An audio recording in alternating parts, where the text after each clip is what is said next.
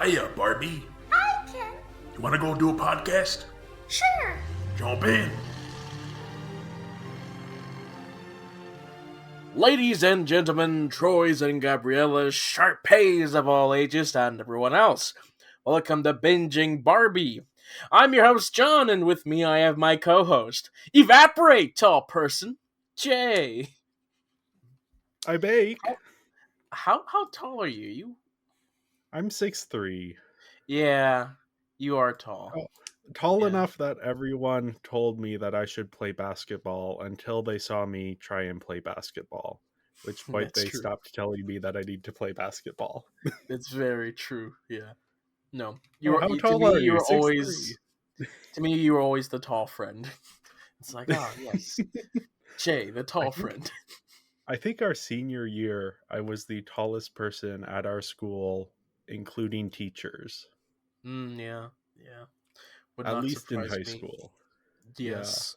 So evaporate, tall person. Anyway, this is usually a podcast about movie tie-ins to toy franchises, but this week we'll be starting a little mini-series on the High School Musical movies. Yes, because Yeah. nostalgia, I guess. So tell Yeah, us we, about we this. kind of occupy that, like, we're usually focusing on toys, but we do have a lot of, like, 2000s nostalgia as, like, our... Like, yeah, this is totemic as a series for people our age. Like, I Yeah, think... although we didn't buy toys, we would buy like all No. the merchandise. Yeah. But yeah, this is, like, I mean, anyone born in the late 90s or early 2000s, like, that little micro generation knows High School Musical. Especially ours that grew up in missionary communities. Like it was really big in missionary communities for Well, some it was reason. it was big everywhere. It Like, I think was. it was just that big that it permeated all different groups of people. But, we got the DVDs because they would send it down. It's like, hey, we got this new cool movie. Check it out, kids. And it's like, oh my gosh, it is so cool. Although, We bought our movie where we were living. We have the Spanish DVD. oh no, I only have that for Camp Rock. No, the Okay. others I got shipped down. Okay. We got the second one shipped down, must be. And then the first and the third we have on. We don't own the second one. We had to borrow Oh. it from others whenever we wanted to watch it or rent it Oh. at a DVD place. So, shun me. I don't have the film, the extended cut of the film with the walkie-talkie song, which you'll find out next time. Yeah, we'll talk about that. That song has some issues, but yeah. Anyway, this was released January 2006. For context, this was a few months before Barbie Fairytopia Mermaidia, a Yeah. few months after Bionicle Web of Shadows, of course. Of course. And yeah, this was released on the Disney Channel as, like, a movie. It aired, and we'll talk about how successful it was. But yeah, it was directed by Kenny Ortega, who is a filmmaker and choreographer who he directed the films Newsies and Hocus Pocus, but then also worked as a choreographer on Dirty Dancing. He did directing for Ally McBeal and Gilmore Girls and many others. Yeah, it's written by Peter Barsocchini. I think that's how you pronounce that name. I don't know. Sure. I'm just realizing Yeah. I didn't look that up. Who also wrote a bunch of stuff I didn't recognize the names of. Dance Fever and Drop Zone. And then the Lin-Manuel Miranda Netflix movie Vivo from a few years ago. Yeah, we have cinematography by Gordon Lonsdale, who's a TV cinematographer, worked on Northern Exposure, Bones, NCIS New Orleans. You get the gist. Then Yeah. composed by David Lawrence, who worked on a lot of the Disney Channel movies. The songs were written by a whole team of people. It was like 10 different people, so I didn't write down all of their names. But yeah. Yeah, and this was developed initially after there were episodes of the shows Even Stevens and That's So Raven, where they did little musical episodes, and those performed so well that Disney was like, hey, let's do a full feature-length musical. So this was filmed in and around Salt Lake City, Utah in 2005. Takes place in Albuquerque, New Mexico. Which becomes funny in recent years because most people identify that place with Breaking Bad and Better Call Saul. Yeah. So It's also just a weird, like, why not just set it in Salt Lake City? I guess they don't want, like, the Mormon stuff. But it's not maybe like, I don't know. Yeah, it's kind of weird that they filmed it in one place, but it it's takes like, place in. did Walter White teach at that school? I don't know, but Oh yeah, when this came out in 2006, it instantly became one of the most successful movies in the history of the Disney Channel, with 7.7 million viewers of the original broadcast, so just that initial yeah, broadcast. And then 1.2 million DVD copies in the first week. yeah, So I want $10 a piece. That's what, $12 million that they got just from the first week of DVD sales. That's actually a mm, record for TV movies. This was also the first feature-length film available on iTunes. awesome. I was trying to figure out, I wonder if part of its ubiquity was that, this is when did the iPhone come out? I want to say 2008, 2009 Okay. to So that would have 2010. been a few years later. So Maybe, around that time period. yeah, but being one of those Because things where you could, like, the iPod did stuff. yeah.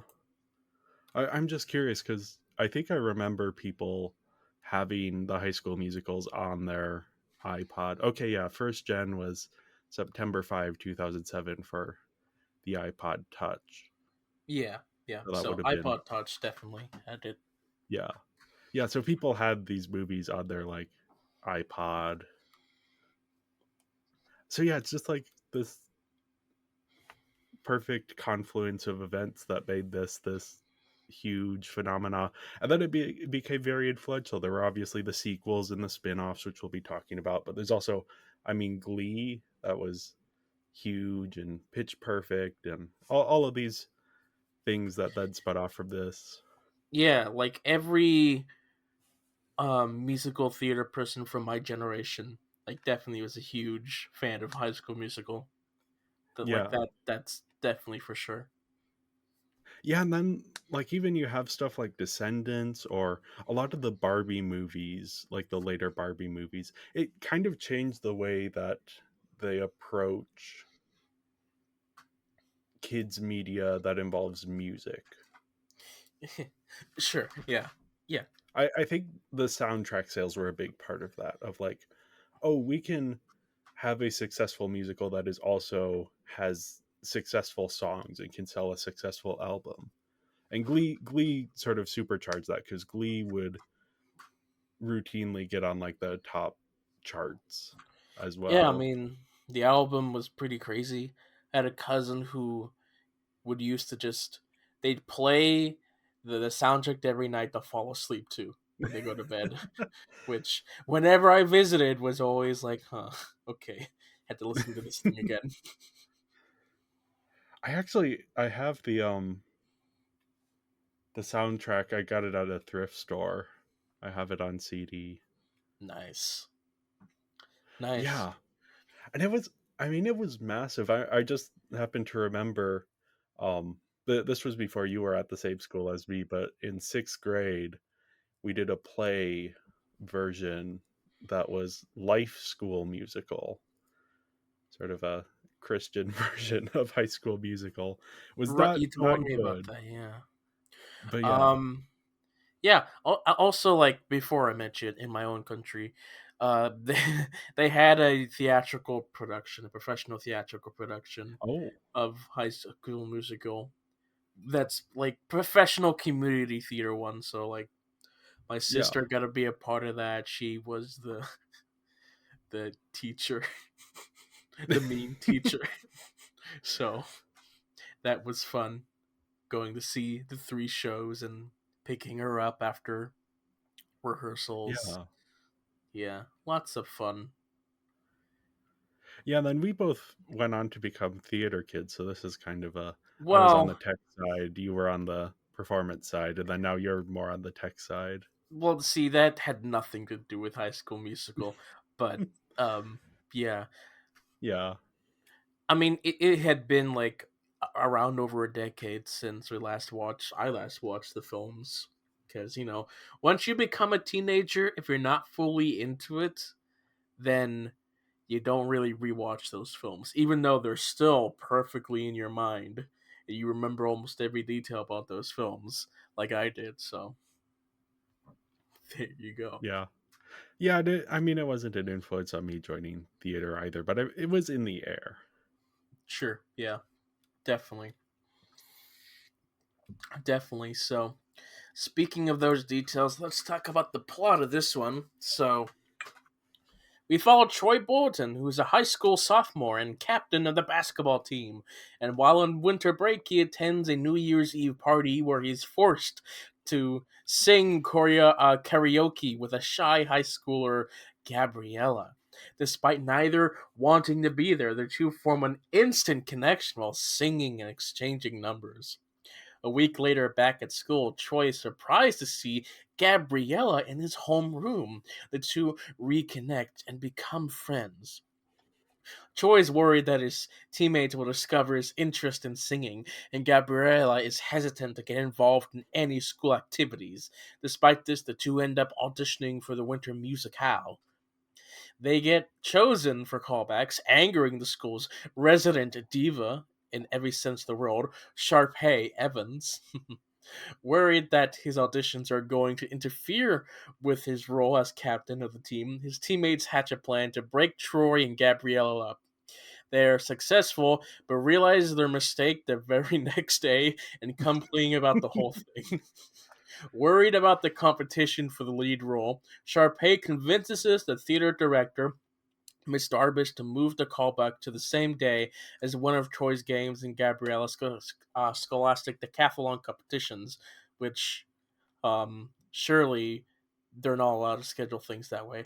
Anyway, Gabriella and Troy recruit all of their friends to help them make it both to the callback and their engagement and other engagements. So they arrive at the callbacks just in time and perform so well that they're cast as the leads. They also both win their competitions and everyone reconciles and dances together. Everyone. Yep. Yep. Yep. Yep. Yeah. It's yeah. It's High Yep. School Musical. What more is there It's to High School say? Musical. That is the plot of High School Musical. Very simple, very easy to follow, and memorable. Though Is it fantastic? No. I always forget that it's callbacks. Mm.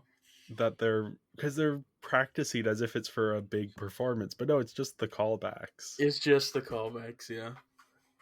And like this whole thing takes place over what, like a week? Yeah, I guess so.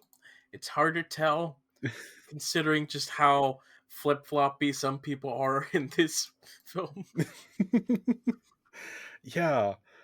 No, I think it's like a week because at the beginning they're like, we have the game on Friday. In like 2 weeks, the championship game.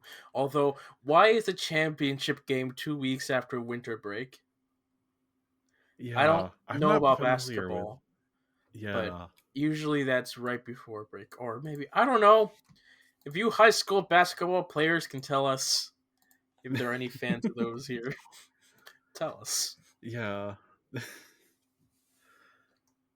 This is just very indebted to other coming of age stories. It's built on a lot of cliches. It's borrowing elements from like Grease and The Breakfast Club, less so Yeah, from Mean Girls, which is interesting because that was just the year before. But except for like Sharpay. But yeah, yeah, she has some Mean Girl aspects to her, but in terms of like plot and construction, it's more so drawing from classic coming of age stories rather than the more recent ones. yeah, And yeah, I mean it's a rom-com with a school story sort of put on top of that. I think the interesting element about this is this idea of characters who want to be more than one thing. Because obviously in Right. high school you have the different cliques, especially in high school movies. You have the different cliques and everyone has to stay in their own clique. But what if the jock wanted to become a theater kid? What if the skater was actually a cellist? Which Yes. I don't remember who pointed it out to me, but someone pointed it out to me at some point that these skaters are 100% supposed to be the potheads of the school. Yeah. But since it's Disney, they can't do that, so they're skaters. Sure. Yeah. While still having the pothead energy of Yes. like Bill and Ted. Yeah. Yeah. So I've always wondered, like, was this more of a thing before we were in high school of like you have the different cliques, or was our high school just weird See, in that way? I think that our high school is a little bit weird in that way because we were, uh, We were a smaller school. I mean, like, somewhat, but we were also just Cultural? multicultural school. Yeah. So, if anything, people would segregate into their own culture. Yeah, but um, I mean, but it wasn't super clicky though. no, it Like wasn't. people had Which their groups, but you could move between the groups. And yeah, we actually had a Troy Bolton at our school, someone who was one of the basketball team people who also did all of the plays with us. well, he was a basketball player, wasn't he?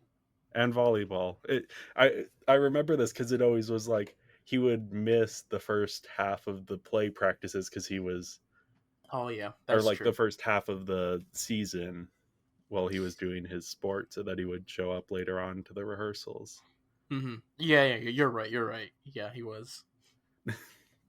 I also remember because we watched High School Musical with him. I don't know if he Yeah. had seen it before or not, but it was like, oh, this is a movie about you. I always just find it really weird to watch like things set in high school and they all have like the classic cliques and such. I'm like, no, it didn't really have that.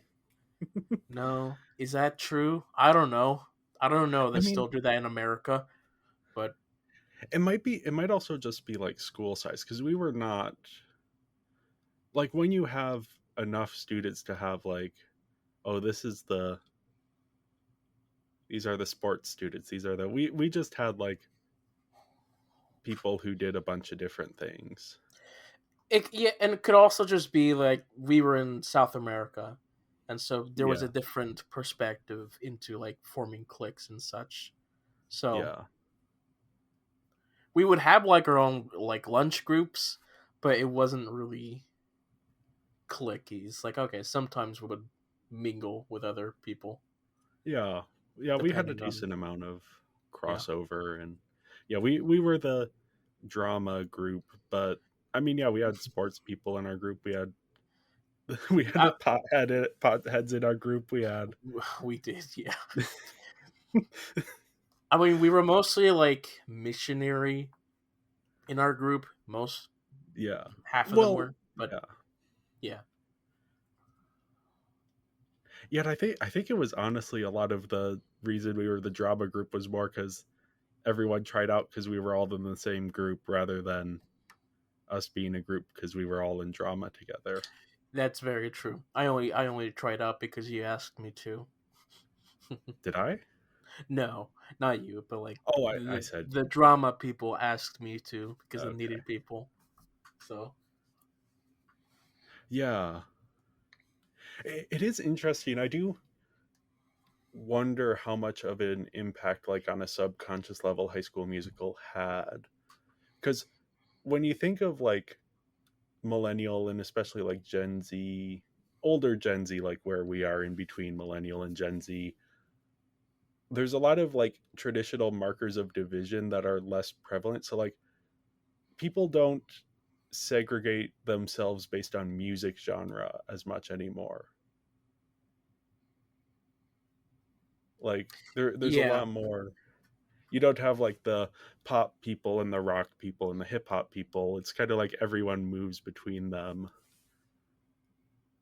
yeah, definitely. And part of that might just be Internet but plus like yeah. the rise of like stuff like iTunes, Napster, just downloading stuff. Then Spotify became a thing, so it's like okay, now Yeah, it's people easier to try new it's easier genres. it's easier to try multiple genres than just going to a record store and buying one CD of just one thing. Now you can make mixtapes on and playlists on other stuff. Yeah. Yeah, and I do kind of wonder though, like, did High School Musical kind of change things a little bit in people's minds? Maybe not a lot, but maybe just like I nudge mean, people. subconsciously, like a lot of people probably are like, "Oh yeah, cool. I can join Yeah. theater too. That looks so much fun." Even though they don't do anything except callback and paint trees for detention. Yeah. Even though detention's only 15 minutes and there's no time to paint trees in 15 minutes. Yeah, the detention is odd. Well, like the system of the school is pretty odd in general, but like, Yeah. let's not. It is interesting though, like these are elements that are kind of unique to High School Musical. Like I can't think of other movies that really get into like, hey, you can be more than one thing. Obviously, cliques are like a common thing for coming of age movies to talk about, but less so this like, hey, you could have multiple interests and that's fine. So yeah, I kind of appreciate that about it. Yeah, yeah, definitely. I mean, the story is very something. They're like quick turnarounds. Is like okay, they're friends, trying make amends and get back together like very quickly, like almost in the very next scene after tearing them apart. So Yeah. There's we'll talk about that when we get to it's characters. But it's yeah, it's there's very it's very Disney Channel writing, of course, but like yeah. you know, There's some stuff that happens for the sake of expediency that I think would have been better a little more drawn out to give it some depth. sure. Although drawing out a movie, I don't know. We want to do Yeah. that. Yeah. Yeah, I don't have a ton to say about the story here. It's I mean, yeah, it's hard to talk about for because it's like, yeah, it's High School Musical. It's Wait, High School Musical. What is there to say? yeah. When did you first watch this? Do you Ooh, remember? I mean, eh, like shortly after it came out on DVD, it was Yeah. sent down to us, and it's like, hey, guess what? High School Musical. And then suddenly everybody was like, yeah, High School Musical. Oh, we're having like a missionary watch party. We're only gonna watch one of two things. One or three things: High School Musical, Nacho Libre, or Master of Disguise. So half the Yeah. time it was High School Musical. So Yeah, we did High School Musical for a while. I think it was that or Narnia. oh yeah, well Um, and then later How to Train Your Dragon, which is I think the movie that I have seen the most times for never having owned a copy of it. But yeah, I, yeah, it's tough to talk about because yeah, I saw it relatively shortly after it came out on DVD with my family, and it and was like like let's yeah, see, I was about maybe 8, 7 or 8 when that happened. So it's like yeah, and I it's would have been always kind of been a part of my circle of yeah, I would have been 5 or 6 when I saw it. So yeah. So yeah, it's High what's School there to say? Musical. What's there to say? You know, like our scores are a little bit rougher on it, but Yeah, I watch a decent amount of coming of age movies and high school movies. So I think I'm a little bit harsher on the ones that don't quite work. Because I've seen stuff, even for this podcast, like Lady Bird is a really interesting coming of age story that doesn't fall into cliches and has a lot of interesting things to say, or Mean Girls, which we haven't talked about here. But that's just like, oh, these are things that have depth to them. So then when we watch something like High School Musical and it's pretty shallow, and It's I as mean they're nostalgic as interesting. ever, but like when you take a deeper dive into it, there's not much deep to get into. It is pretty, yeah, like you said, shallow, paper thin. You get most of it. Yeah. So, Yeah, and I like um, the idea of the basketball player who wants to do theater. We'll get into that when we get to the characters. I don't think the execution is nearly there, at least in this one. no, but like I don't watch High School Musical for the story or for the characters, but that's Yeah, another yeah. thing. So yeah, I gave this a 2 out of 5 for story. There's elements here that work, but just not quite there. Or I go to 2.5, which is pretty good for a Disney Channel movie, I'd say. Yeah. So moving on to characters, we start with um our main guy Troy. Yeah. Which yeah, we knew a Troy in high school. Here the Troy we knew in high school was not like torn between his basketball and his theater thing. There wasn't like an torn existential crisis going on It there. was torn between the schedule of like, oh man, I gotta miss this week of rehearsals because I gotta do this thing. Um, Yeah. but yeah, Yeah. Here Troy is like that's his existential crisis here. He wants to play basketball and also wants to sing, and for some reason he can't do both. I mean, his dad's like, oh, basketball, yeah, you're Yeah. gonna be the big guy. I'm living vicariously through you. Yeah, which then his teammates like reinforce that. We'll get to Chad. He is He's a guy. yeah, yeah. I so this is something that occurred to me rewatching this that hadn't really occurred to me before. But the way that this movie approaches it is very interesting. You can have a queer reading of this story where Troy is on the basketball team, so that's a like stereotypically straight man thing to do. But he wants to be in the musical, which is a stereotypically gay thing to do. And so it's like, but he wants to do both, and it's you could read into that there if you wanted to. And this is actually kind of embodied in the characters of Chad and Ryan. Ryan being the more flamboyant out there, he's into the musical theater. He doesn't really have any sort of qualms about expressing himself, whereas Chad is like almost afraid of musical theater. Like he's talking to Troy about like don't try out for the school play. That's like they sing show tunes. It's terrifying. It's like it's interesting. It's something I didn't pick up on watching it as a kid, but there is that like hint of like homophobia in what he's Oh, saying. that's a girly thing to do. Yeah, Musicals. Yeah. yeah. Um, and I wonder how intentional that was. Well, I don't know, but I know that there's a little bit of an arc for Chad in the next film, just by Yes. remembering one song in general. So, There, we'll talk about that song. We're having a guest on for that episode who will probably dive oh, deep into that song. we Um, are, huh? yes.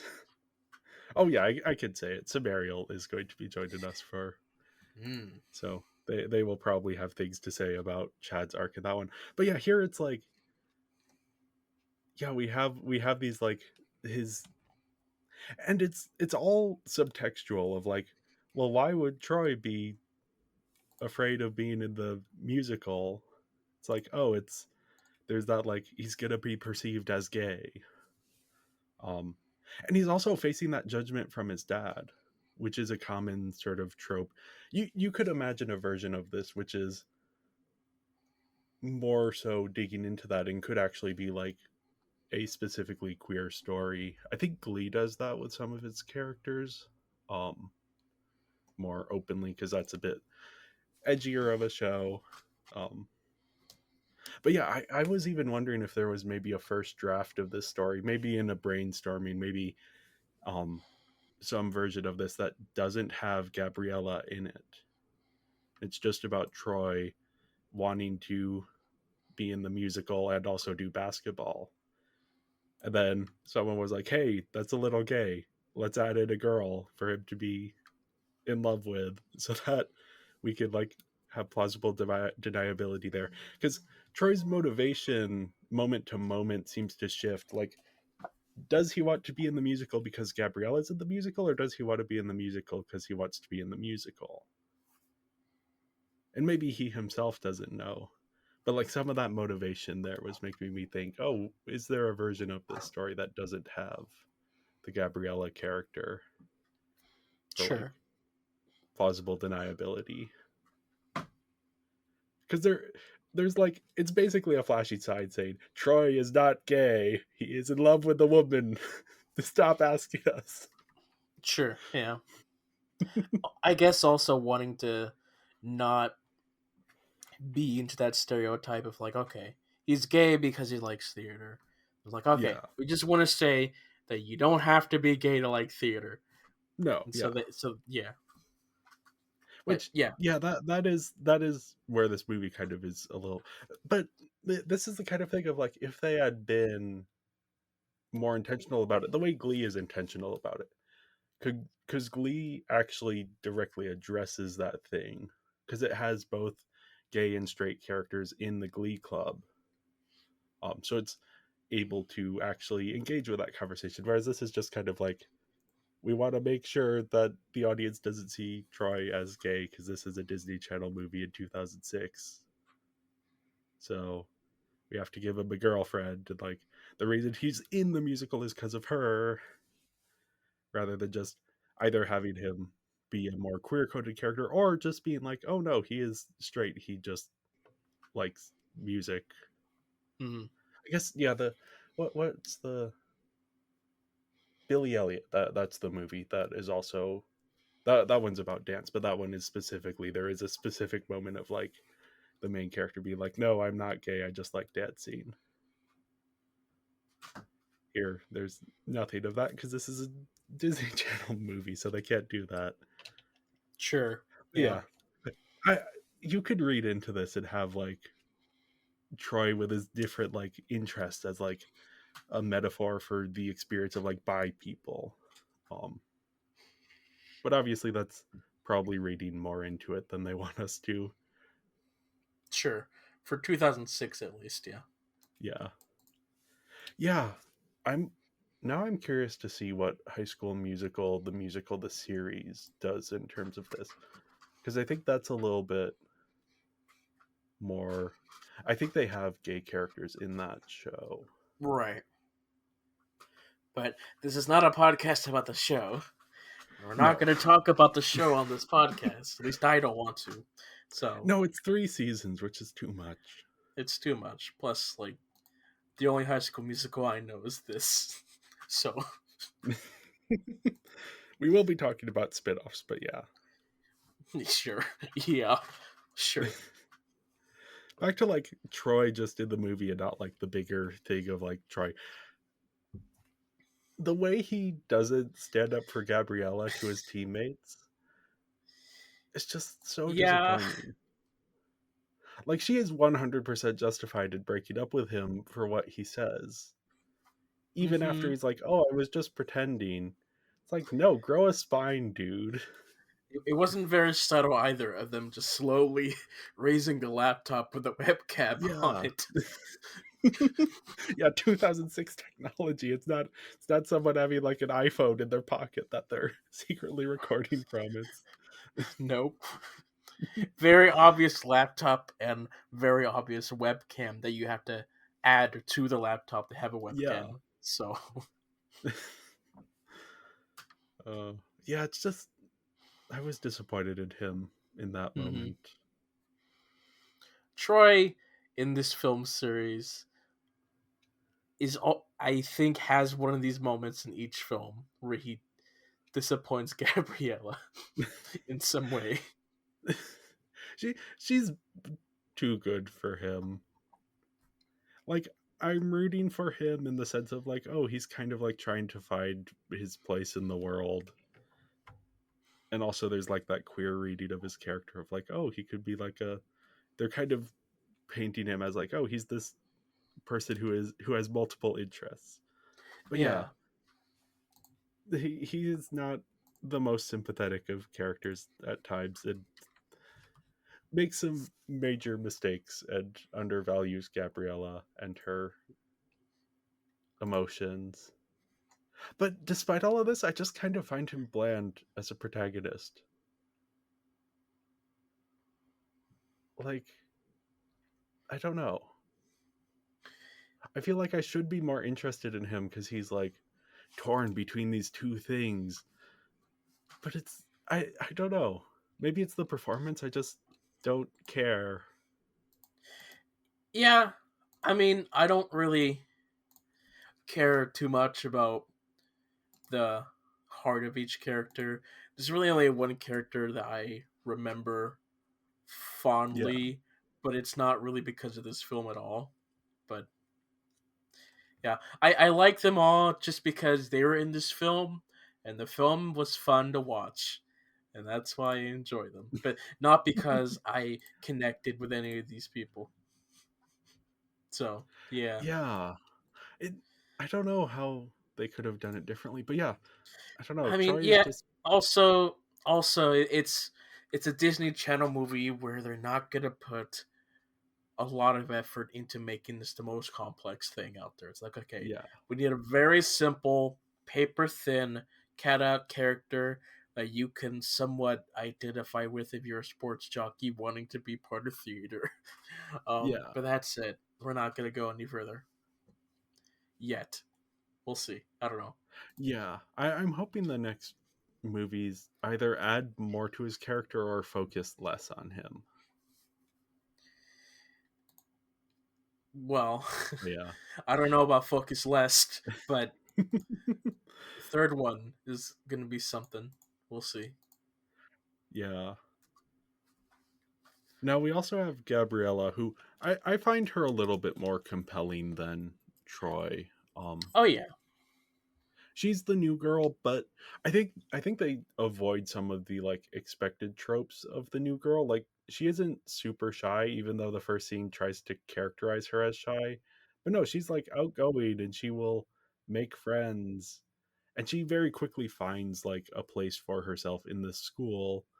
It just happened that she's also torn between two things, but it's decathlon and theater, which so this is part of why I wonder if there was a version of this movie that didn't have Gabriella in it. Because Troy being torn between basketball and theater, it's like, oh, that's like a thing that makes sense conceptually and thematically. Gabriella being torn between theater and decathlon, like if she was a cheerleader, maybe, but even Um, cheerleaders are closer to theater than yeah, I don't know. I think like she's trying to help motivate the pianist, and then she wants to do something with Troy. I don't know if she really wants to do theater. I think yeah, she just wants to be involved in some way, but she also just doesn't really want the spotlight because yeah, she had a past with the spotlight in her previous school, even though that's not really touched on a whole lot in this one. So she didn't want to join the after school stuff because she already did and was famous for that. So she just wants to just be normal, but yeah. she keeps finding herself in situations where she kind of just stands out and it's like, okay, I guess I gotta do this now. And what I like about her character in opposition to Troy is that she's not existential about these things. No, She's just like, oh yeah, I like these two things, and that's okay. Like I want to blend in a little bit, but if I can't blend in, then oh well. Whereas Yeah. Troy is just like that's his main conflict here. Also, like, she handles the breakup super well, like, Yeah, awesomely. Just yeah. very No, polite. she is. Just... Yeah, yeah. I again, she deserves someone better than Troy. Yeah, sure, yeah. Yeah, they they have some good chemistry here. Honestly, Yeah, they don't have a ton of scenes together. they did date in real life after these films, I believe, for a short bit. Okay, So which could have been a publicity thing. You never know with could that. have been, could have been. It's also like you spend a lot of time pretending to be in love with someone on set. Like I think Kristen Stewart and Robert Pattinson have talked about their relationship on like the Twilight sets and how it was more so like everyone wanted them to be in love and they were pretending to be in love for the cameras, and so it was like, oh well, yeah, this is easy enough to just hop into a relationship even though neither of them was particularly invested in it. Sure. I don't know, there's a lot of drama about that. We aren't here to talk about Twilight, we're here to talk about High School Musical. Very different subjects, definitely don't have any overlap in audiences. Yeah, but none of them have good friends, really. That Yeah, Chad is a terrible friend. Oh, yeah, ah. I remember Chad so much, and I like seeing him, but like in this film, in like a lot of what he does, it's just terrible. I don't know why I like him. he he's just like the worst. He's bad. He's also a little bit hypocritical. um, Yeah. there's that moment where it's like, I'm a Charlie's Angel. Let me dream about that. And he's like, Yeah. what? You're saying that, and yet you're not gonna allow Troy to dream. Yeah, he sees his friend being happy in it. So, okay, we won't get into too much of the sequels, but there is a reading of his character as like, oh, he's like a very deeply closeted character. Mhm. And it makes sense in this based on how antagonistic he is towards the idea of Troy being in the musical. Of like, when you're growing up queer in a space where you're very, very deeply closeted and you're in this sort of hostile situation, sometimes when you see other people who are acting more confidently or flamboyantly, like it makes you angry because it's like, oh, I can't be as open because I'm worried that like if I am open about my interests or my passion, someone will like figure out that I'm queer, so I have to keep this hidden inside. But my friend doesn't have those same sort of ideas about themselves, and so they're more confident, and it like that resentment just kind of grows inside you, and you're like, and so if you read that into Chad, his character is actually really interesting in this, where he's like, you could even be like, oh, maybe he likes musicals and he doesn't want to admit it. It doesn't have to be about sexuality or identity. Yeah, I think what they're trying to go for in this film is just because the finals are just so darn close. Yeah, It's like, okay, do that after the finals, but right now this is the most important part of our career. yeah. But Because I like oh, that idea of like, what if he's jealous of Troy? sure, What yeah. if that is what's motivating him? Of like, I am angry that you are confident enough in yourself to be doing this, to be putting yourself out there. So I'm going to try and sabotage that for you. But then, the sequels do something else with the character, of course. Yeah, yeah. And he goes out on a date with a woman at the end of this one, just in case there was any question about that. Well, it's also like, okay, our two black characters are getting together in the end. Yeah, which we won't get into that. That I is a mean, there's just a lot of happy ending. I guess we're getting couples for everyone now.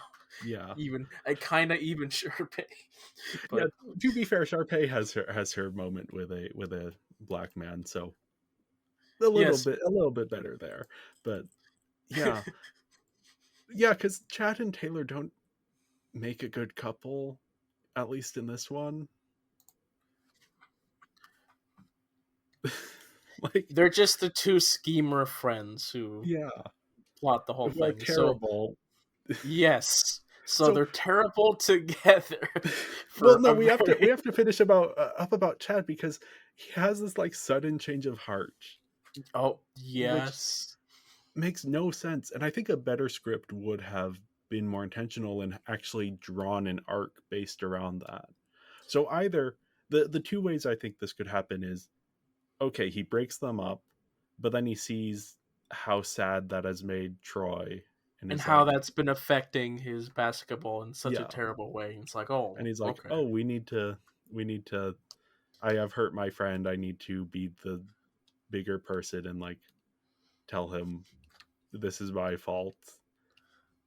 Or just be like, go the complete opposite direction of like his playing is his like basketball skills have gone down. So now mercenarily I have to apologize Mm-hmm. and like It's like, not okay. actually grow from this. But no, If it's it's just like, gonna help you play better, okay, you can sing and dance in the musical. yeah. Yeah, the begrudging acceptance. But no, here it's just like in between scenes he decides that he did something wrong. And that is like, I'm gonna go apologize. But we're gonna start the scene but not actually get to the point where I actually apologize. Because that would Everybody, be everybody has like uncomfortable. a quick snap apology at the very end. Yeah. It's like, Chad, you did something horrible to your friend. You owe him more than getting your teammate to bake him some cookies Yeah. and then a half-hearted apology. Uh-huh. Although baking is I guess not the status quo. That's okay. We need to talk about that cafeteria. So first off, the cafeteria is the best location in the history of cinema.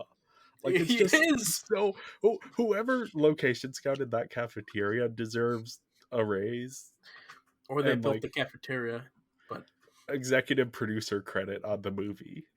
sure. Yeah. I think it's an actual cafeteria from the school. Oh ho ho ho. They Would used two different schools. Wouldn't They it be might have fun to be a used student at those schools? And like, oh my gosh, we can recreate that thing here. No, it no, is actually no. because it's like what's the name of the school? East High? Um, Because that's the name of the actual school that they use for the exteriors. in I Albuquerque, don't. I think yes, yeah. No, in Salt Lake City. yes, but in Albuquerque, East High, you know. Oh yeah, yeah. In the movie, it's in Albuquerque. In real life, it's in Salt Lake City. But yeah. Anyway, the whole like, okay, we have the basketball team person. What would basketball player? That's what you would call them. Who is like, I like to bake. Like, why is that an issue? And then the nerd who likes to break dance. Yeah, Which, good for her, but I guess. okay. And then the pothead who likes to play the cello. Which okay, I thought that she liked rap, but she yeah, she doesn't likes hip hop, rap. but she Okay. yeah, she likes it, but she doesn't. She dances to it. She doesn't sing it. Right. Oh, And then yeah. the most egregious one to me is the pothead who likes to play the cello. Because like in real life, if a pothead told his friends, "I like to play the cello," they would be like, "Oh, that's rad, man." Like, okay, imagine a version of the song that is exactly the same, except the skaters are like the one group that's like, "Oh, that's so cool." So the one thing that they don't like is he has to wear a suit and tie. it's like Yeah, it's like cello. What is that? And it's like, oh, do you have to wear a costume? He's like suit and tie, and that's what breaks them. Nothing to yeah. do with the cello. It's like suit and tie. No, no, no. But imagine a version of the song where like they're the one group that like as the comedic bit they go over to the potheads and it's like, oh, I play the cello. They're like, oh, that's rad. Do you wear a suit and tie? Oh yeah. Oh, that's so cool. And then they just move on with the song. And then everyone else is saying no, no, no to them for being Yeah. inclusive. Yeah, the I want to know what was going through the songwriters' heads when they're like, these are the 3 examples of this that we're gonna do. Stick to the status quo. Yeah. It's not the nerd who secretly watches football. I guess since they already have the sports thing, then you can't do that, but Right. So playing the cello, I mean, that's very out there, especially for a skateboarder. uh, oh boy, yeah. Anyway, for the anyway. plot to happen, Chad has to suddenly have a change of heart, and it's a little bit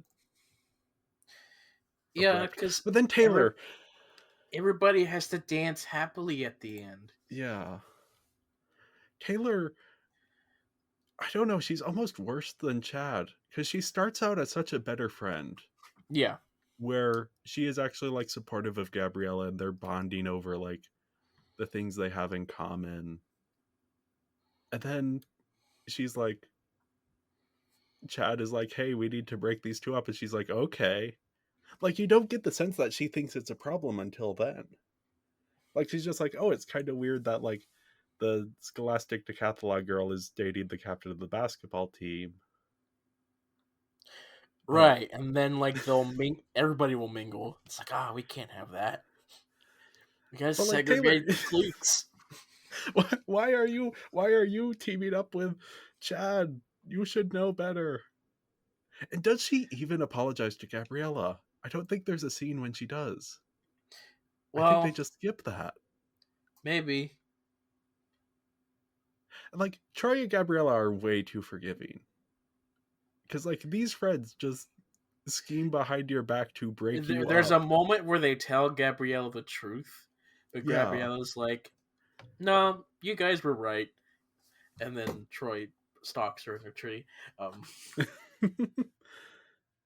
Which, yeah, from her perspective, yeah, he said some terrible things. Everyone in this situation is a terrible person except for Gabriella. She's the only one who Yes. looks good in this situation. Yes.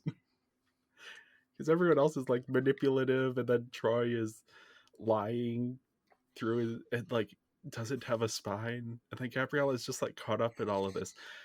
But it's like the movie treats it as, oh, she's the one who has to like forgive Troy and be she has to grow as a person and forgive Troy. It's like, no, she doesn't. He legitimately hurt her. Yeah. And also all of her friends turned against her without her even realizing it. Mm-hmm. Poor Gabriella. Poor Gabriella. She deserves better than everyone at the school. Oh my goodness, yeah.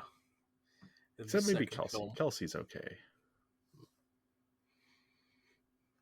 Oh, I'm just realizing I didn't put Kelsey on our list of characters. We'll talk about Kelsey. Kelsey, yeah. So Zeke, he loves to bake. Yeah, he's fun.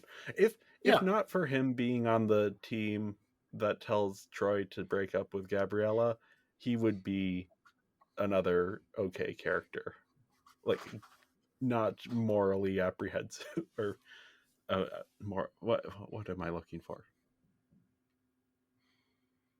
He would be a good character in the way that Gabriella is a good character if he wasn't involved in that. Because yeah, he just likes baking. Yeah. And then is obsessed with Sharpay. Yeah. he's nice. Yeah, he's nice. Likes to bake. I think he gets a little bit more in the other films. Okay. I think Maybe. I remember him showing up. Most of them are baking based, but yeah. I think he becomes one of the chefs in the hotel in the next film. But like, Okay. that's not here. That's next. Yeah, we should also talk about Kelsey here while we're talking about the Kelsey. Yes, she's just a nice character. Yeah. She gets kind of, she's in the theater kid crowd, but like is very clearly uncomfortable with She's like the Sharpay. new kid who wants to express herself. The new one, but the veterans like, nah, we're doing it my way. I'm Yeah. the diva. I'm the diva. Your song suck. Yeah. It's nice that her moment of like friendship with Troy and Gabriella and having these people who are nice to her. It reminds me of like Ghoulia in the early Monster High movies with Cleo as the Sharpay. Mm-hmm. Where it's like, oh yeah, here's this character that's being a little bit mistreated by this other character. Yes. Yeah. Unfortunately, Ghoulia doesn't really get the same type of apology from. Yeah. Well, Uh, the characterizations vary wildly in those Monster High movies. yeah. But yeah, it's. I kind of wish we had gotten a little bit more of her character. Obviously, this is a limited runtime. How long is this? Is this 90 minutes? About that time, yeah. Okay. So yeah, they don't have the same space to build out some of these side characters. But so my thing with the coming of age narrative is the best coming of age movies, the side characters are what make it work. Because usually the coming of age story is like the characters have to learn to see the world beyond themselves. So in this one, it's Troy has to learn to like be okay with that he likes music and basketball. But the side characters are the people who help them see that. So yeah, the fact that some of these side characters are a little bit underdeveloped, or with like Chad and Taylor, where we have hints at arcs, but they don't get full arcs, so they end up just coming across as like very bad people. Yeah. Like But they're on you the need to build cover those out a little bit more. looking all happy, and it's like, well, they Yeah. must be decent fellas. No, they aren't. The movie treats it like they're fine, but no. Anyway, Yeah. we need to talk about the best character in the movie. Do you agree with that assessment? Oh, yeah. Like the best character in the entire franchise, for sure. The one that I Sharpay. remember the most, Sharpay. Yeah. She is iconic. I think she is the reason these became a big hit. Yeah, partially because she was also like a lead character in the Sweet Life of Zack and Cody around the same time. So Yeah, she, we'll get to Ashley Tisdale in a second. yeah. But So Sharpay herself as a kids watched character. her in that show, and then they watched this film, and it's like, it's her. And then Yeah. they fell in love with both characters even more because of that. So yes, She is just iconic, ambitious, and she actually has the yes, talent to back it up. she does. Like often with these characters it's like, oh, they start singing and they're horrible at it. But no, she is a performer. She knows what she is doing on stage. Um her big sin in terms of like the reason she doesn't get the lead role is cuz she misinterprets the part. That it's supposed to be this like quieter song rather Yeah. than a big. Also, like she just has everything be for her. You know, she's the star. She's the bigger Yeah. thing, which uh, we'll talk about her brother in a moment. Yes. It's like, okay, if those two are the big stars, do they play the two romantic leads as well? Yeah, we'll talk about their weird relationship. But Yeah. yeah, I mean, we'll have to get in. We'll have to dig into Ryan. But yeah, Sure. Sharpay is just like, she's such a fun character. Yeah, like she does terrible things, but she does it in so much of a fun way. And they're not. Yeah, Yeah. yeah, like Chad and Taylor. You're like, these are horrible people. Sharpay, you're like, Ooh, but I'm kind of rooting for her. Like, she doesn't do really terrible things. It's No. like she doesn't the one who instigates the breakup. She just like Yeah, she in terms of like terrible things that people do, Chad and Taylor are at the top of that list. all And she then Sharpay does in like this film reschedule. is reschedule the thing Yeah. and yell Which at the pianist, but which are bad things to do, but they're not breaking up your friend because you don't like to see them happy.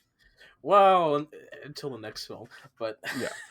We'll talk about Sharpay in the when we get to her in the late. But yeah, she's just like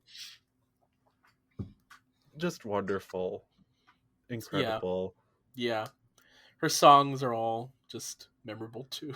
Yeah. It's just she is the best part of these movies. I think she's not nearly as exciting here as she will be in the later movies. They kind of up the ante with her.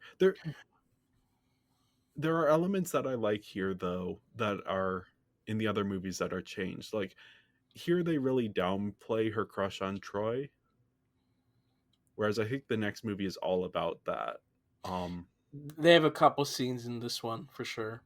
So but yeah, here it's not like that's not her motivation. no, her And I motivation like is that to more. get the lead part, of course. Yeah, I like it more when she's not going after a man. When she's just like, I want to succeed myself. I Sure. don't need Troy. Yeah. She could do so much better than Troy. Hmm.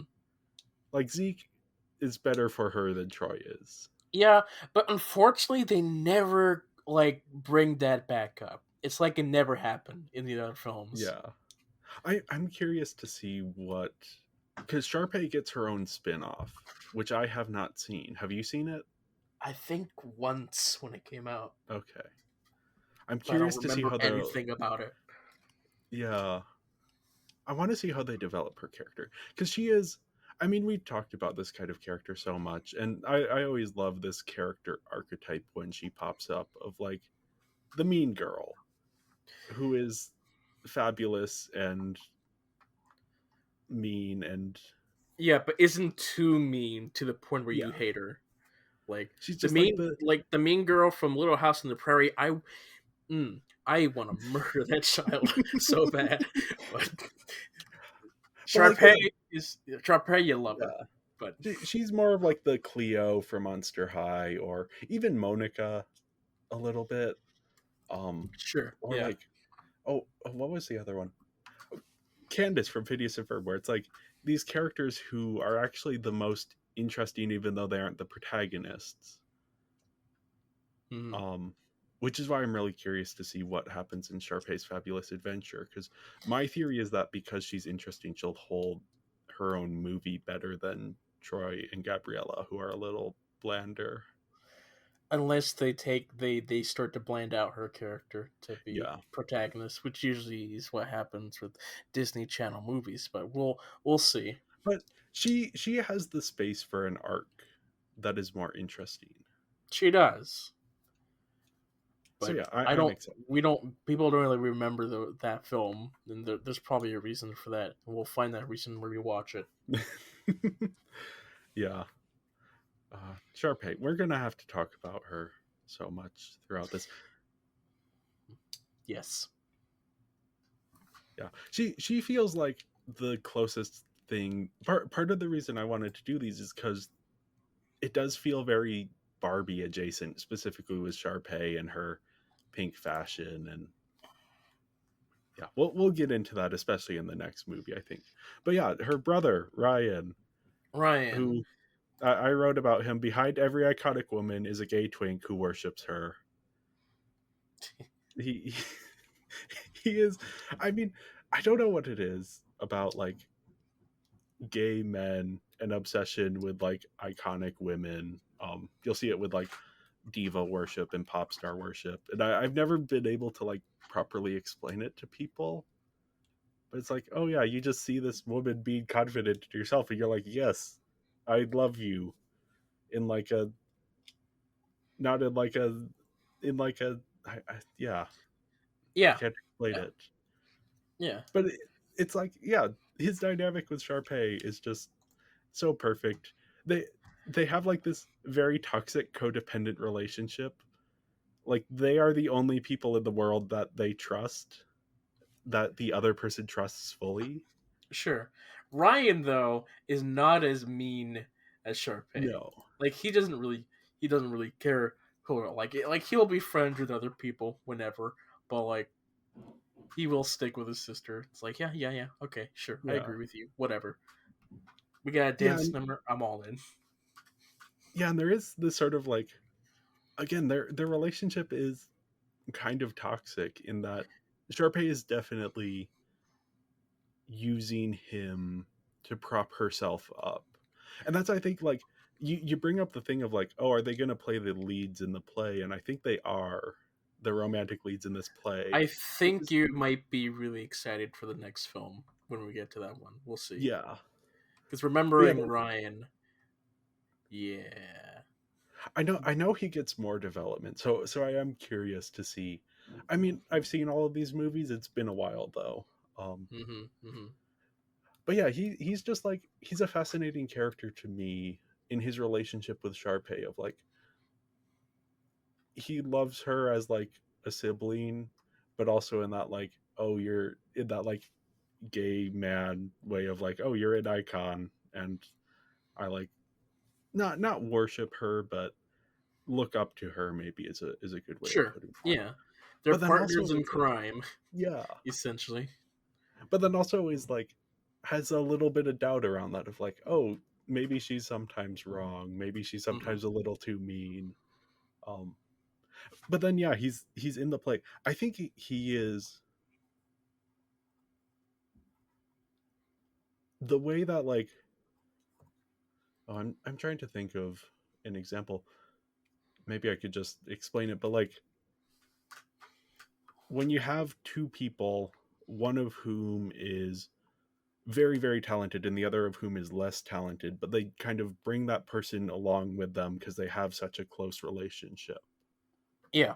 um the one that came to mind, which is probably too obscure to be helpful for people trying to imagine this, but in the Fablemans, where you have the Paul Dano character who's this like brilliant computer designer, and then you have the, is it Seth Rogen who plays the other character, who is also a talented or like computer programmer, but not nearly as talented. And there's this specific conversation of like, oh, you aren't on the same level, and you're kind of like dragging yourself down by bringing him along with you. um but yeah, I think that's kind of where the relationship is of like, Ryan isn't super into the, or maybe he is into the musical thing, but not in the way that Sharpay is. He is.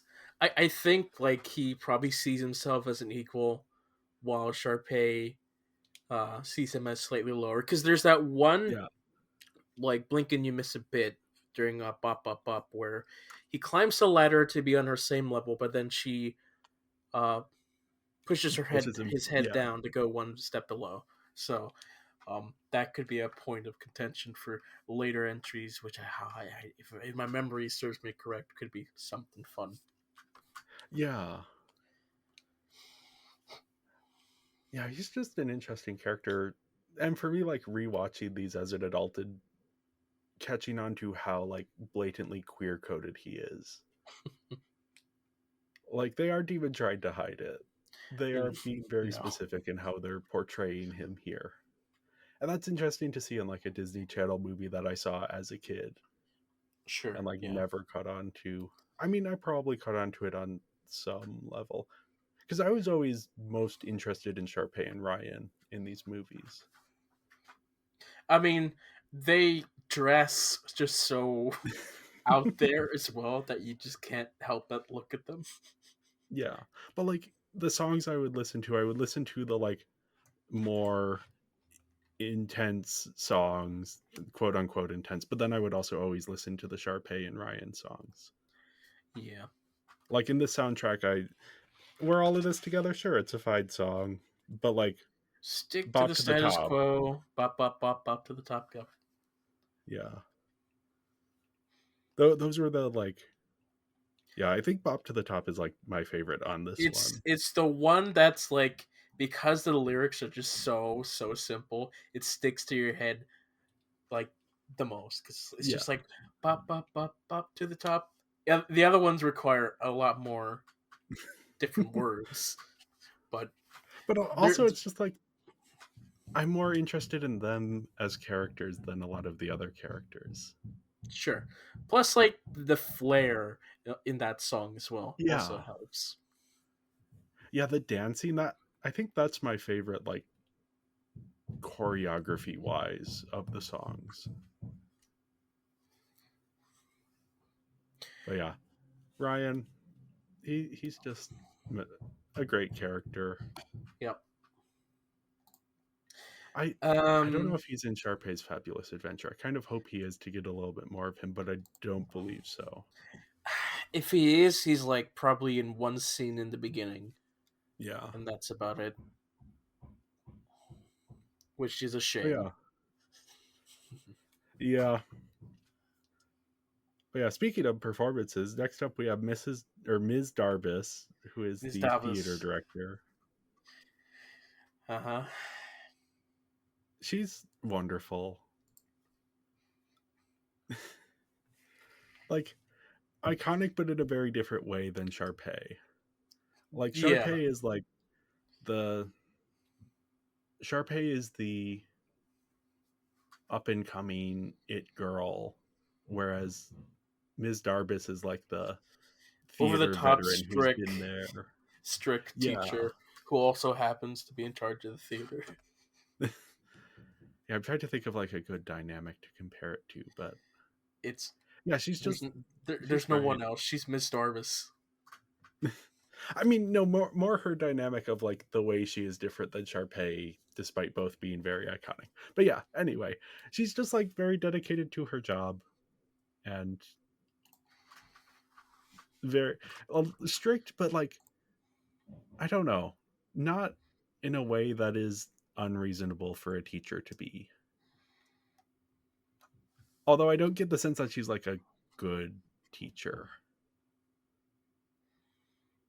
Like if Sure. I took a class with her, I would love it, but I don't think that the students that are in her classes are generally learning much about what she's talking about.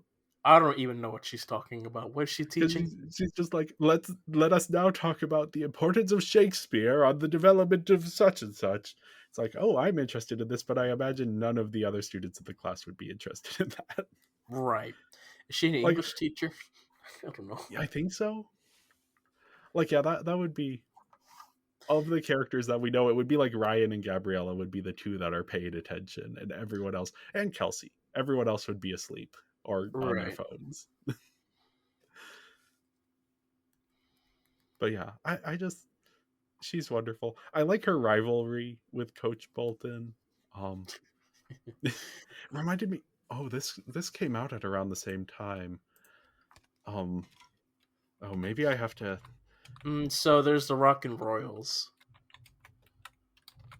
This is much more obscure. This is Were the World Mine, the musical adaptation of Midsummer Night's Dream. But in that one, there's a theater teacher who is in competition with the coach of the football team. I think it is in that one. So yeah, it reminded me of that dynamic. Although, actually, it would be reversed because this one I saw after High School Musical. But yeah, I just she's wonderful. I love that scene of her walking into the locker room. Like her reactions to everything and everyone's reactions to her are just incredible. Yeah. Like she's out of her element, but she is still projecting a lot of power in the situation. She's I think she lets herself be guided by Sharpay a little bit too much. Like when Sharpay is like, "Oh, Troy is trying to sabotage your play." She should be a little bit smarter and be like, "Okay, so this is someone who is in kind of direct competition with him for a callback. Maybe I shouldn't take her word for it." Also, like, she doesn't give the other people a chance to explain what just happened. It's just like, Yeah. oh, But I think, I mean, she has this rivalry with Coach Bolton that has been going on for a while, so that kind of explains why she is quick to then walk into his office. Why is his dude, office it in the should be locker room? school policy, huh? Why is his office in the locker room? Is that a Maybe thing? maybe they were cutbacks. I don't know. I mean, because it is actually like the way the school that they are in is set up. His office is in the locker room, Well, but maybe he that just seems very wants to be. inconvenient for any time any teacher has to go and Oh, talk to him. and like when they have to go and get a shower, and he's just there. Interesting. Which, like, his thing is facing away from like the showers. But yeah, that would, I don't know, that would raise alarm bells for me of like, maybe we need to move the office to a place where people don't have to I walk mean, through the locker today, rooms. like the people would be like, maybe we shouldn't put an office right there in the shower in the locker room. Also, call me crazy, but if I were a coach, which I would never be a coach of a high school sports team, but if I were a Uh-huh. coach, I would want my office as far away from the smelly high school boys as humanly possible. Yeah, Like, but like not in he's the used locker to that room. smell, like at home as well, because Like, like they're imagine, constantly training. like, it must just smell like Axe body spray and BO 110% of the time. Yes, Like, yes. who no. If our PE, in the PE room for getting dressed smelled terrible, like Yeah.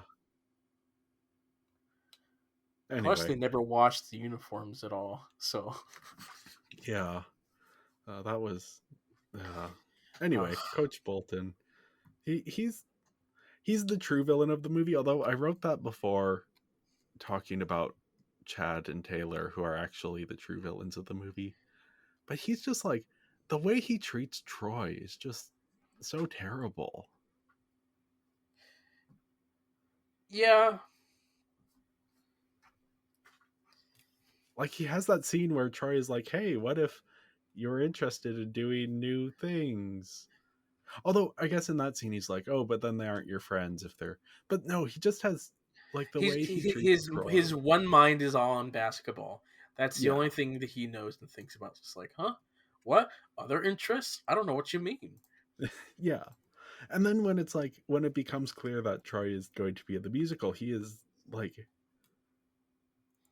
yeah, just the way he treats him is so terrible. It's like, he's your son. Why are you humiliating him in front of his girlfriend? Yeah, Yeah. I he also isn't in the movie all that much. no, he's not. But like, okay, we need to talk about the scene in when Chad pulls out the picture of him. It's like, you're forgetting the last member of our team, It's your like my dad, dad. who you can't let down. That is so terrible. I hate it. Anyway, Right? Yeah. Chad is a terrible friend and the villain of the movie. Yeah. Like, the more we talk about it, the more I'm like, oh no, he is just evil. Like, I like the read that he's like jealous of Troy that I have made up in my own head. But without that read, he's just like a two-dimensional villain. It's like, hey man, we gotta play basketball. Your dad, he was a star. Be like him. Yeah, no, it's just so, it's like he knows the exact buttons to push. And as like a friend, that is such a horrible thing to do.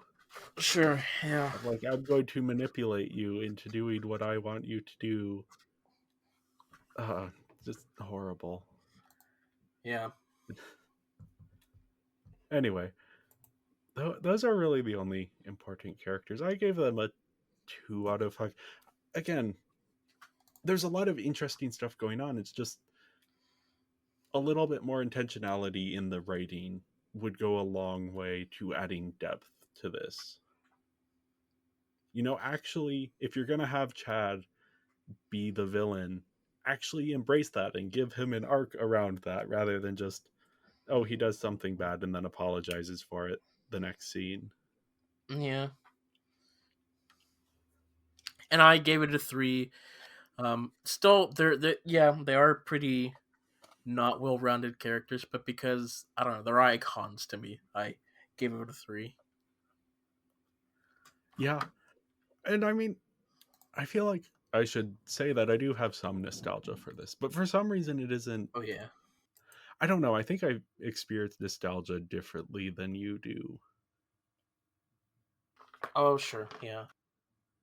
Because I felt the same way about like some of the Bionicle stuff. I don't know. We've had this conversation before on the podcast, I think. Yeah. Anyway, But moving on. visuals.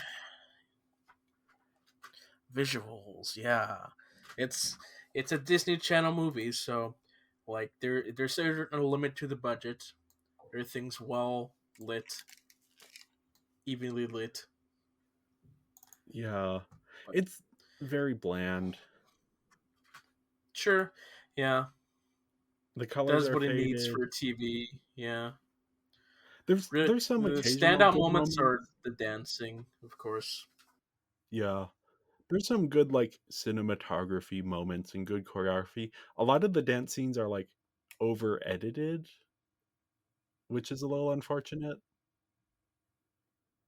Um I think specifically like Get Your Head in the Game.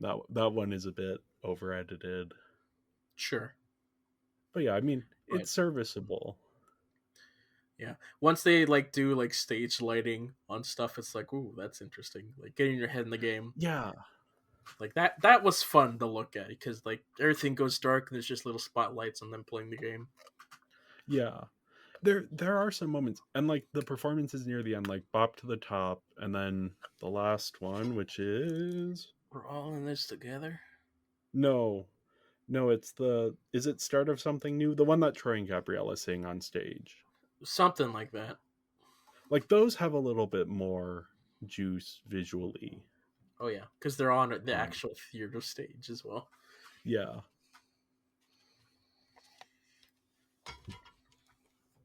But yeah, the fashion is very early, very like mid 2000s. Oh yeah, love I'm it. like, oh yeah, this I remember this fashion. Yes. Sometimes miss that. And Sometimes, not always. yeah, it's a lot of layers. I don't know. I'm not a fashion expert, so I can't really comment too much on the No. fashion.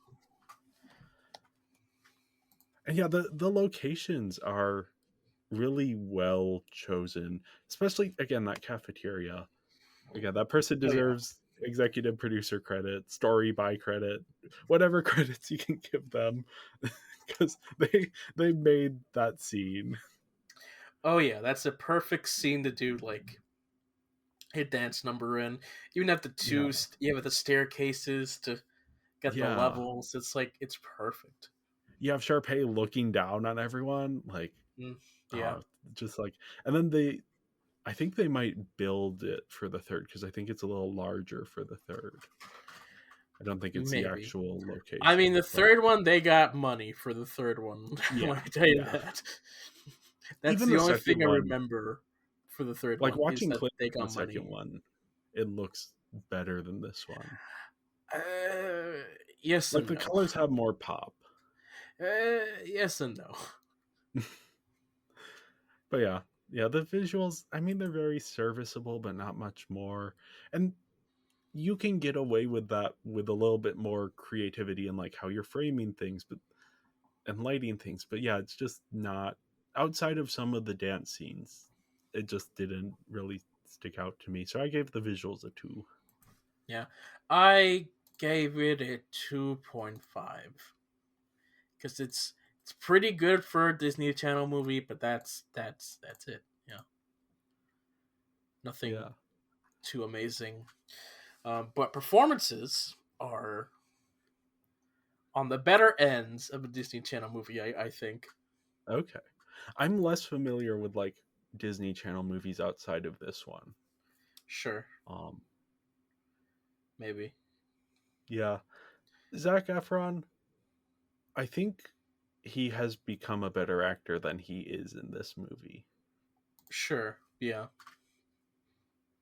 I was not particularly taken with his performance. No, yeah, no.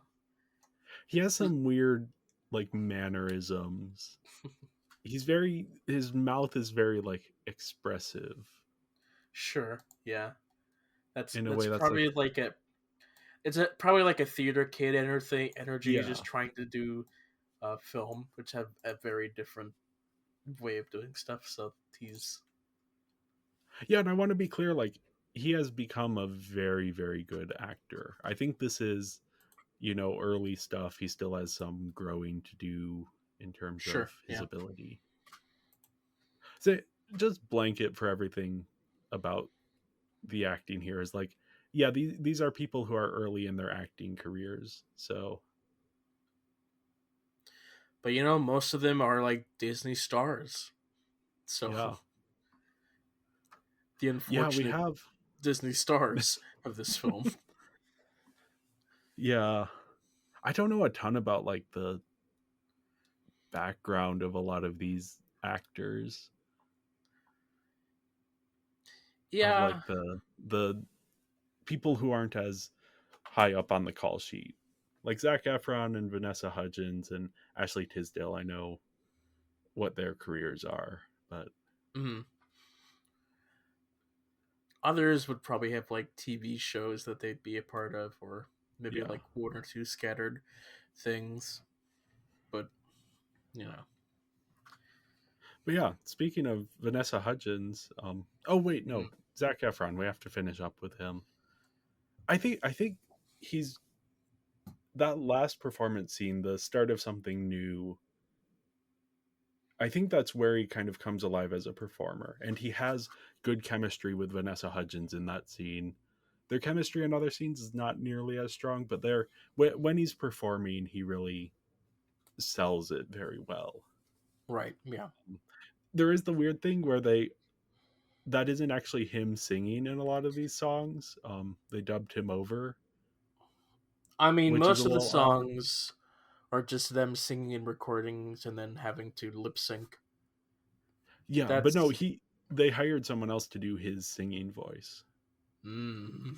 because his part. Let me look this up because yeah, this is from Wikipedia. His part was originally written for a tenor, and Efron is a baritone. So they brought in Drew Seeley to do the music for him. Ooh. So it's like Okay. he can sing, he just couldn't sing the way they had written the part, and rather than rewrite the part, they brought someone in. I think he does his own singing for the next two, though. Hmm. I mean, I would assume so since they knew he was going to be in those, but We'll see. yeah.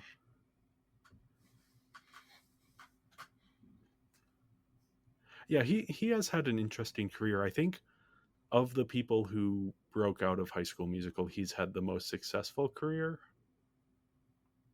Um After this, I mean, right after this, I think Vanessa Hudgens had the stronger career, but then now, what is this, 18 years later, Yeah. he's the one who's sort of stuck around. He was in most recently he was in The Iron Claw, which I think we talked about on your podcast, as one of the top Top movies of fives. 2023. Yeah. Might have been an honorable mention, but yeah. Maybe. Yeah, he's good in that one. He had some like major health issues, and like if you look at pictures of his face, especially like a year ago, he looks very, very different. Hmm. um yeah, but yeah, he's had probably the strongest career of any of the High School Musical alums.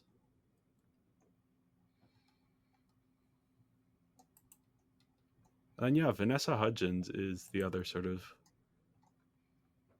big name to come out of this one, playing Gabriella. I think I have less quibbles with her performance than I do with Zac Efron. I think she is very dialed into what the movie needs from her. Right. She's playing a upbeat character, and yeah, just really selling those performance scenes. Anytime she's singing, she comes alive, and you can see the joy in her eyes. Mm-hmm. So yeah, I was impressed with her performance here. Yeah. But, you know.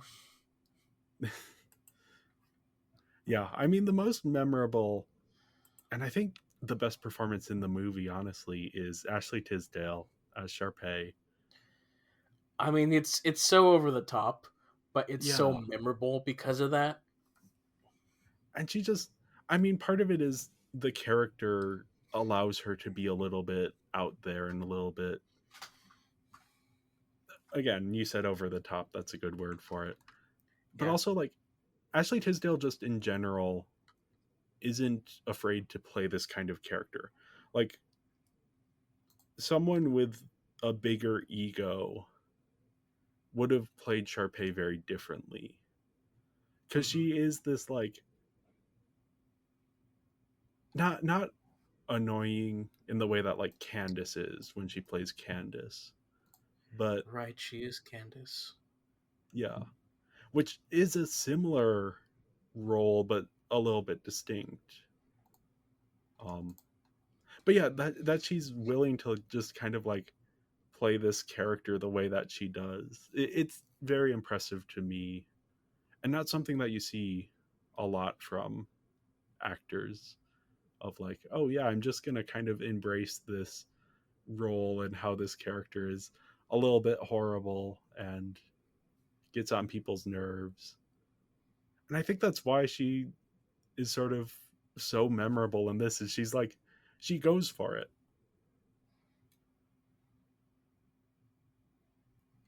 And yeah, she's also, I mean, anytime she's performing like the dance numbers, she is great at that as well. But her line Right, deliveries, yeah. all of that kind of stuff is just iconic and memorable. And Just definitely iconic Disney. Just yeah, for I, sure. I'm I'm disappointed she hasn't gotten more work. She isn't in a whole lot of stuff. Um, and maybe that's personal choice, but she's just a really wonderful actor who can play this like very specific type of role really really well. Yeah. Um, I think someone similar is like Lucy Punch, who was in Ella Enchanted as one of the evil stepsisters. Um, these actors who are like willing to play bad characters, but do so in a way that makes you kind of love them. Mm-hmm. Yeah. Hopefully we'll see more from her. I think she does a lot of music, and her singing voice, like, she sounds incredible. Yeah. They try to pretend that she doesn't in some of the scenes, but no, she is really really great at singing, and that is something you hear a lot in Phineas and Ferb. She does a lot of singing as well, so that's always fun. Yeah, we both gave the performances a 3.5. Yeah, good overall. Well, yeah, Most of overall that's Ashley fine. Tisdale. Yeah. Yeah. Also, some of the let me see names here.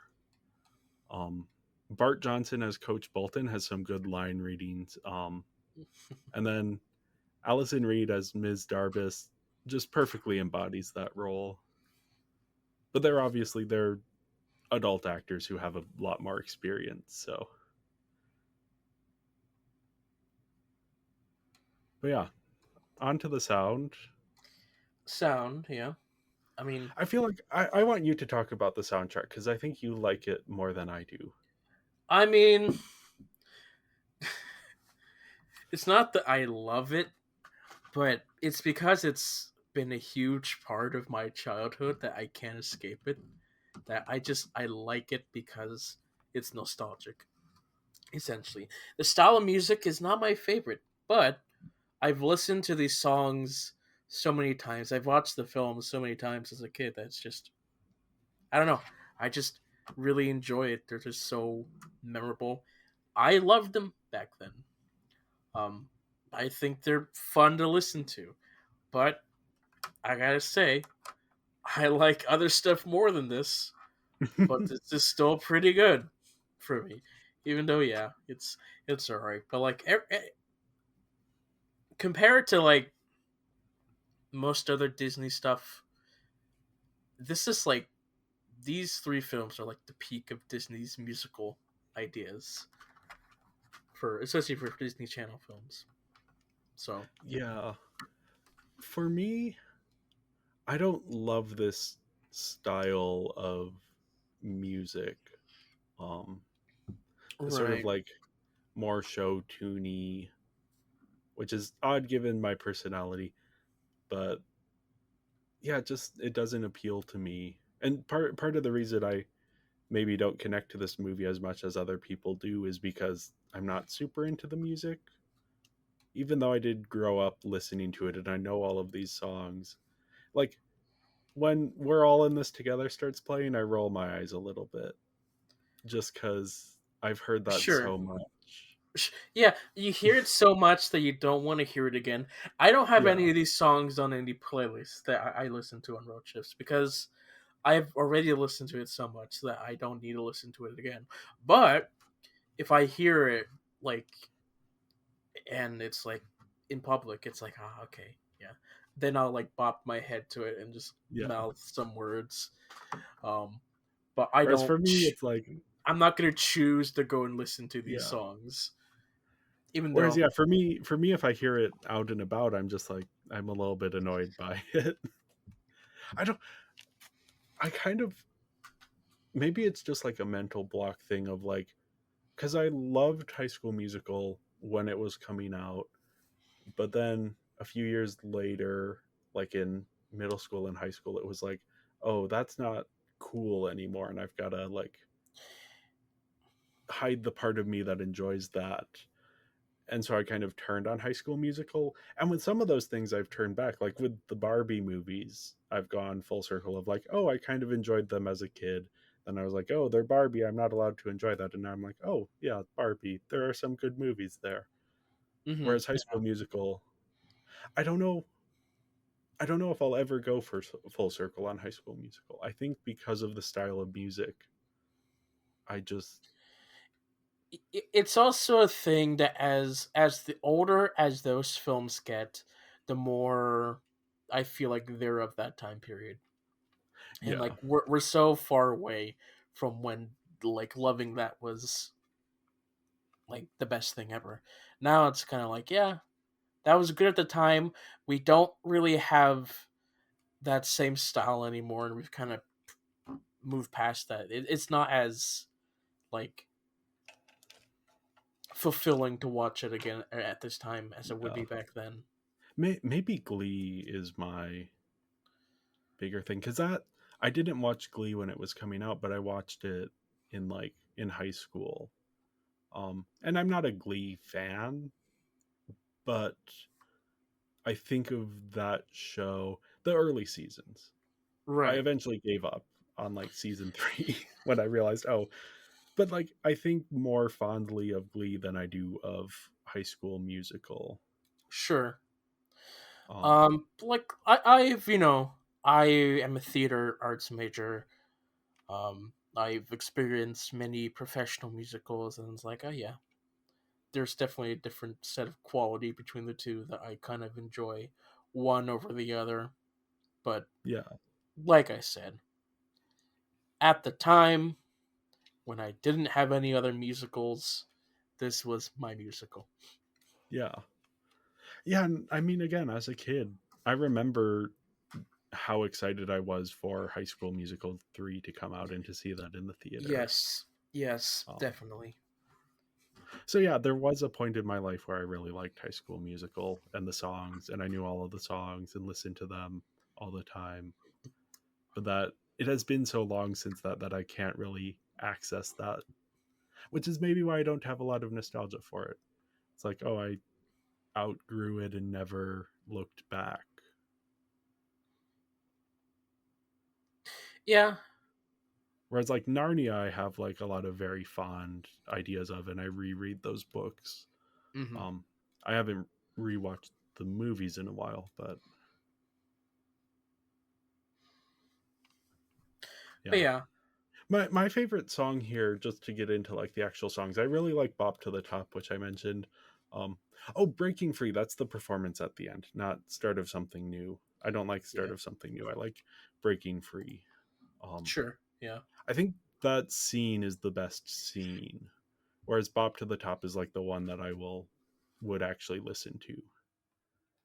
And then yeah, um, Get Your Head in the Game. That's obviously iconic. I'm looking at I have the soundtrack Get in the CD in front of game. me here. Status quo. I mean, That one's fun. just I think just there's for the a different, cafeteria for sure. yeah, there's a different cafeteria scene in a later movie that blows that one out of the water. Um, and then yeah, we're all in this together, which I don't love it, but I think if the movie doesn't end with we're all in this together, I don't think it becomes a huge hit that it was. No, no, definitely I think not. that is part of the lasting legacy of the movie is that Plus, song. like, All in This Together is the one song I remember the most when I think High School Musical, Yeah. because it's such an easy term. We're all in this together. It's something that you say in everyday conversation a lot more than bop bop bop bop to the top. That's for sure. Which I just sent you the Vine before we started recording of Yeah. it's a news show with an audience behind the speaker, and the speaker says we're all in this together, and then it zooms into the background where out of focus you can see someone is like has a moment and then turns to the person beside them and starts mouthing we're all in this together. Like you know Yeah, exactly what is going through that person's head in that you moment. do. Yeah, that's for sure. Yeah, it's it sticks in your head, and yeah, as you were saying, it like comes up in conversation enough. It's just like, oh yeah, that is the thing that just kind of It's become so engraved into my brain that just yeah. any phrase of like, and it happens to be used phrases in music as well. Like, we're all in this together. Pony has a lot of those common phrases that I just remember for sure. Not saying I don't dislike having to remember the songs, but you just you lose the sense of just having a normal conversation because now everything is filled with song. You can't just say it. Yeah. You can't just say we're all in this together. You have to think we're all in this together. Yeah. uh yeah, it's I don't know, for me that song is a little bit to the point like All Star by Smash Mouth, where it's like if I have to listen to this again I will throw myself in the nearest body of water. Like I I don't I don't struggle like that, but yes, well, part of it for me is I also have songs get stuck in my head very easily sure. and then will stay in there for days. I So I mean, you also you would definitely probably have the same thing with younger siblings who will probably repeat the song on repeat, oh, I probably repeated the song myself on repeat. right? But then So once you started I've done growing this out to of it, they myself. probably still Yeah, did the songs, maybe. maybe. I don't know. We'll talk to them in a later episode so we Sure. can talk about that. With All Star, that's one that I didn't hear growing up because we weren't a Shrek household. That's just one that I hear all the time at like work, and uh, it's so annoying. I'm sorry for you. I love I love that song. I cannot fathom how anyone could enjoy that song on any level. It's Shrek. It's all Shrek. We're for a different project we're doing. I'm gonna have to watch Shrek, and well, have to is a strong word. I am going to watch Shrek because I've never seen it before, and Hmm. I am You're dreading probably not just gonna that like it moment. because of just how memeified people have made it. Yeah, that's what I'm curious. But I know that moment when they play the song, and I am dreading it so much. But anyway, High School Musical, iconic soundtrack. Yeah. These are Um. ingrained in my head. Yeah. Because of that, I can't give it anything else but a 5.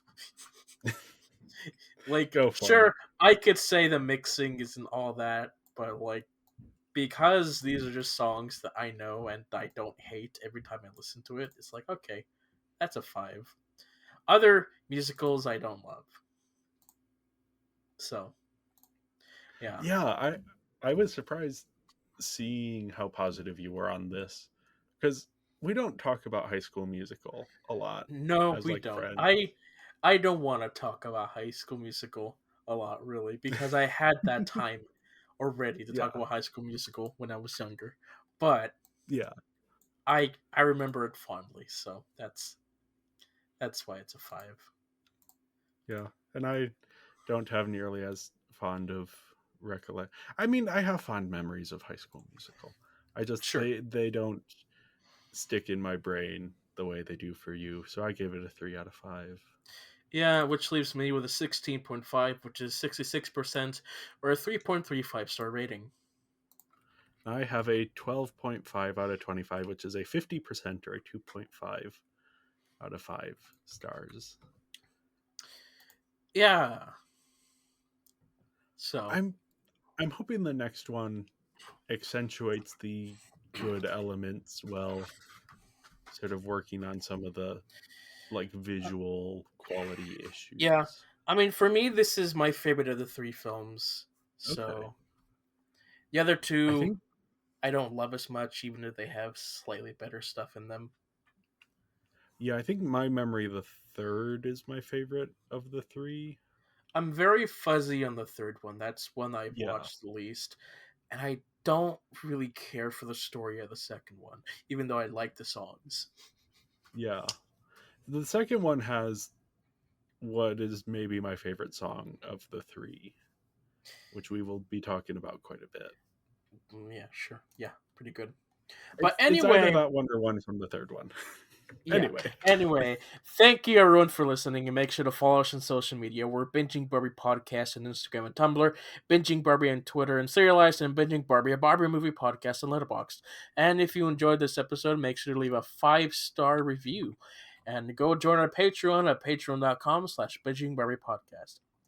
And we will be back next week with a special guest, Samario, to talk about High School Musical 2. And in the meantime, we're all in this together.